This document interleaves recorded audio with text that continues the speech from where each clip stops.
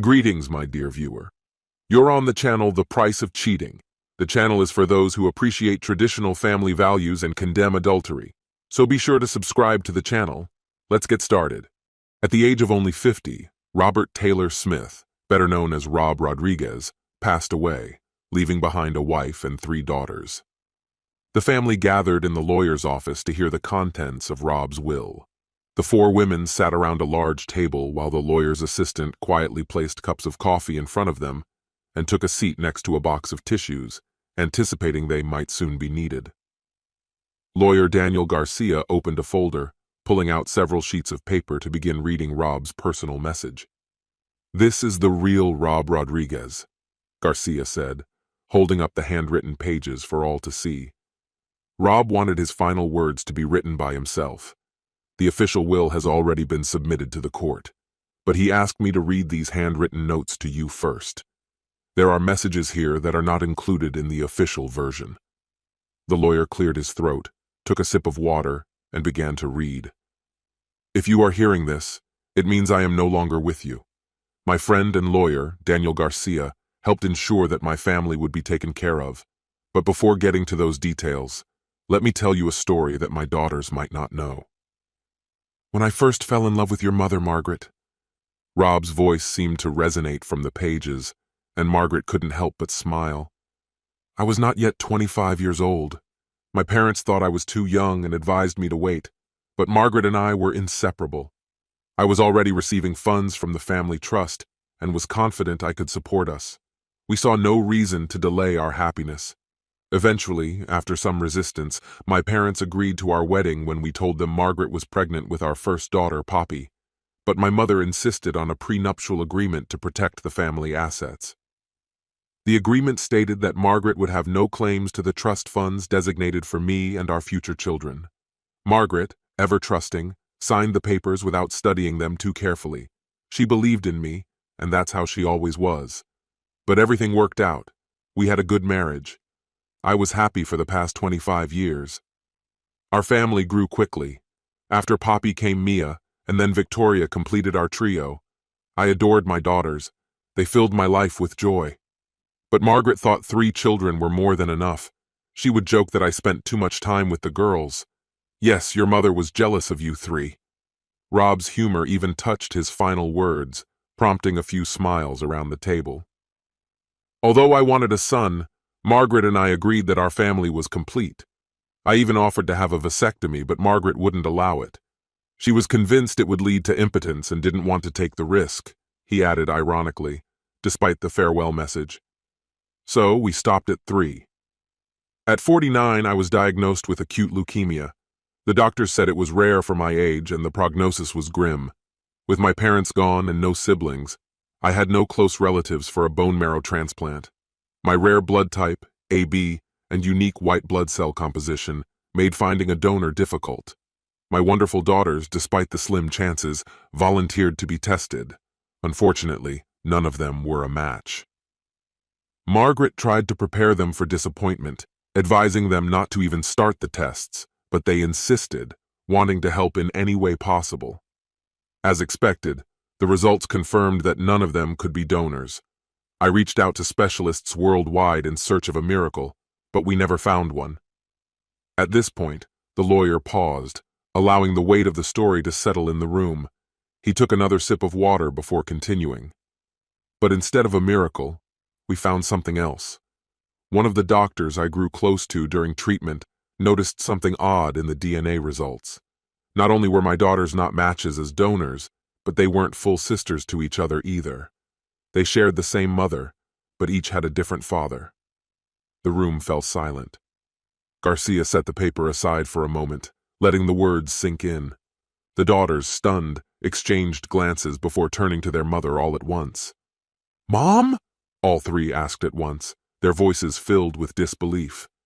"You cheated on Dad?" Poppy asked, her voice trembling with shock. "No, of course not," Margaret exclaimed, her face pale. "There must be some mistake in the test results." Garcia continued reading the document, maintaining his usual calm demeanor. Everything happened right on schedule, just as expected. Despite my assurances that a mistake had been made, The doctor recommended the only way to confirm the results, a DNA test for Margaret. If there had been an error in the lab, the test would have shown that she wasn't the biological mother of our children. I quietly took her hairbrush, and the subsequent DNA results confirmed what I didn't want to believe. Margaret was, without a doubt, the mother of our daughters. He paused, waiting for a collective gasp, then smiled as tissues began to be passed around the room. Over the next week, I secluded myself in the hospital, claiming I needed to undergo tests related to my immune system, which kept me isolated. It was unbearable to come to terms with the fact that my beloved wife had never truly belonged to me, even before we exchanged vows. I had to face the bitter truth that I had been deceived throughout our entire marriage. Her fear of my vasectomy suddenly made sense. It had nothing to do with preventing an accidental pregnancy. The truth was that my operation couldn't possibly affect her ability to get pregnant again. That's when I decided to hire a private investigator. It didn't take long for him to find out that while I was confined to my hospital bed, Margaret had been seeing several men. The scale of her infidelity was far greater than I could have imagined. However, despite all this, I had to confront the undeniable fact: my daughters, in every important sense, were still my daughters. They loved me, and I loved them more than anything in the world. They had no idea about the true circumstances of their birth. If they knew, they would never have agreed to the DNA test. I loved them, and they loved me. That will never change. I will remain their father and protector, no matter what.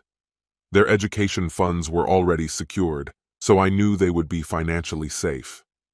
As I reached for the phone to call my friend Daniel Garcia to start the divorce process, the absurdity of my situation hit me like a brick. I was terminally ill. The likelihood of me surviving long enough to finalize the divorce was minimal. Even if I survived, all I would achieve would be funding my wife's future affairs. Divorce wasn't the solution.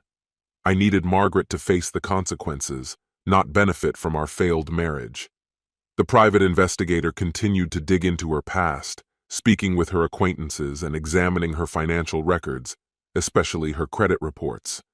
That's when he found the gold mine. She regularly visited a small, unremarkable restaurant located about 15 miles from here. The only notable feature of the establishment was the adjacent motel. The staff, including the motel manager, were well aware of Margaret's frequent visits and her numerous companions. The motel manager even suggested that Margaret might have been working as an escort. The detective obtained surveillance footage from the motel and identified the license plates of her lovers' cars. Some of these men had no shame in bragging about their exploits over drinks, and it was in one of those conversations that I learned the most painful detail. Margaret only used the motel when she knew I might return home. At other times, her lovers comfortably settled into our home, sometimes even in the guest rooms, while my daughters were upstairs, unaware of what was happening below. One of her lovers, Callum Wilson, smirked as he recounted the story of how I came home unexpectedly one day. In a panic, almost comically, he climbed out the window while my wife threw his clothes onto the lawn.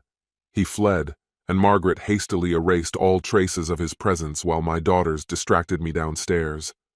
My daughters, unwitting accomplices in their mother's betrayal, helped her hide the truth. Victoria cried out, "Dad knew!" Through tears, she confessed, "He knew we were protecting Mom." Tears flowed freely as tissues were passed around again. Garcia continued reading, his voice steady. "This was the unvarnished truth of my 25-year marriage. There's nothing more to say, except to explain my reaction and, most importantly, to state that I hold no ill will towards my daughters. I genuinely believe that they kept their mother's secrets out of love for her, trying to preserve our family. That is why, with the help of Garcia and my financial advisors, I have created a trust fund for them. It is large enough to maintain their lifestyle and secure their future, even for their own children. They are also the sole beneficiaries of the family trust, which I now manage as the sole trustee. Regardless of what happens between Margaret and me, my daughters will be provided for, now and always. The established trust contains a set of strict conditions similar to those outlined in the family trust. If any beneficiary, including my daughters and their descendants, fails to comply with these conditions, they will be irrevocably excluded from both trusts. The first and most important rule is that any form of communication with Margaret, my widow, will be considered a violation. This applies to direct contact, communication through third parties, or any form of correspondence, written, verbal, or digital. The prohibition extends to gestures of goodwill, financial assistance, or support, even if conveyed through intermediaries. Furthermore, if the widow attempts to contact any of the beneficiaries, this will also be considered a violation. Therefore, all beneficiaries are advised to completely avoid her. The third condition states that if any assets, property, or funds are transferred to the widow by a beneficiary, that individual and their descendants will be permanently excluded from the trust. Additionally, a sum of $300,000 will be paid to anyone who reports a violation that leads to a beneficiary's disqualification. As a final test of loyalty, even Margaret herself can claim this reward if she reports a violation by her children or initiates contact with them. What will prevail, I wonder, maternal devotion to her children or her desire to claim $300,000? If all current beneficiaries are disqualified, the assets will be transferred to tertiary beneficiaries, charitable organizations specified in the trust documents. The term Margaret in these documents refers not only to my widow, but also applies to all former beneficiaries excluded from the trust. Thus, any communication with a disqualified former beneficiary will also be considered a violation of the trust. The family trust attorney, Daniel Garcia, has been appointed to manage the newly created trust, which is now officially called the Robert Rodriguez Revenge Trust. All inquiries regarding this new structure should be directed to him. Garcia took a sip of water, surveying the room full of women sitting in shock, like deer caught in headlights. Rob Rodriguez also wanted to remind everyone that each of you can claim a reward, and naturally, the fewer the beneficiaries, the larger the share of the trust's funds. With a smirk, Garcia continued reading the document.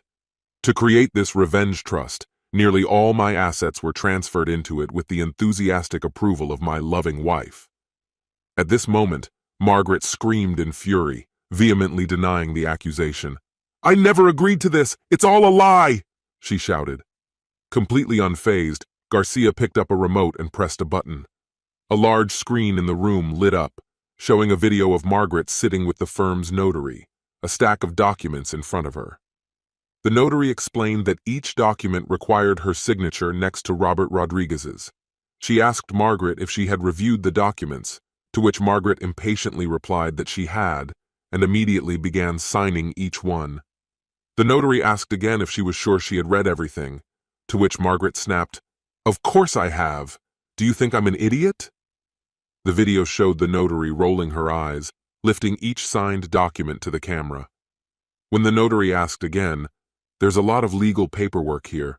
Are you sure you don't want to consult your attorney?"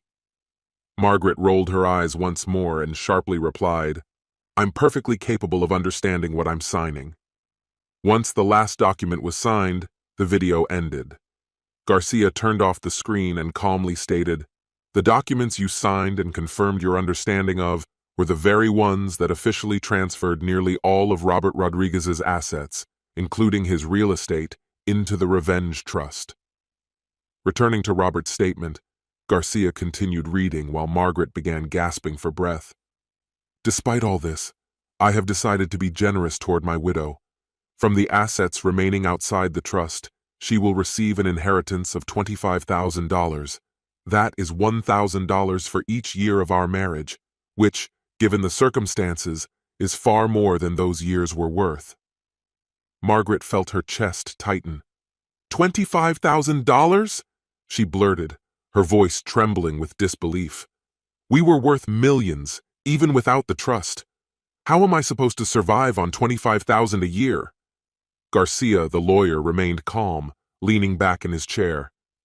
"Rob Rodriguez was surprised when you decided to put everything into the trust for your daughters," he noted in an even tone. "But that's exactly what you did." Margaret's eyes narrowed, and she clenched her fists. Garcia casually picked up the remote. "Would you like to watch the video again?" he asked with a slight smirk. "Perhaps you still don't fully understand. It's not $25,000 a year. That $25,000, that's your entire inheritance." It felt like the walls were closing in on Margaret as she stood, her fiery gaze locked on Garcia. "This can't be true. If you think I'm just going to sit back and let this happen, you're gravely mistaken. I will find a way to get that money, even if he put it in a trust." Garcia's smile widened. "You won't. You're not part of the trust, and the prenuptial agreement ensures you won't see a cent. It's airtight." Margaret's lips curled into a sneer. "That prenup only applies to the Smith Trust," she declared confidently. Garcia remained unfazed. "Incorrect," he replied calmly. "You should review the document. The Smith Trust isn't even mentioned. It covers all of Rob Rodriguez's assets placed in any trust." Margaret's face twisted in shock. "In any trust?" she echoed. "That's right. Even the Revenge Trust," Garcia said, his smile never fading. "You were present when it was established. Want me to show you the video again?" Margaret let out a bitter laugh and reached for her bag. "We'll see how this looks in court." She turned sharply, throwing over her shoulder. "Girls, we're leaving." Her daughters hesitated, nervously exchanging glances, looking between their mother and the lawyer. Garcia leaned back in his chair, his smile broadening even more. "You can go with her if you want," he said coldly. "But know this, the trust's conditions don't take effect until tomorrow. Your father left a final message. Despite everything, he loved you and forgave you. But your mother, he wanted her to be left penniless and alone, and the only way to ensure that is through you."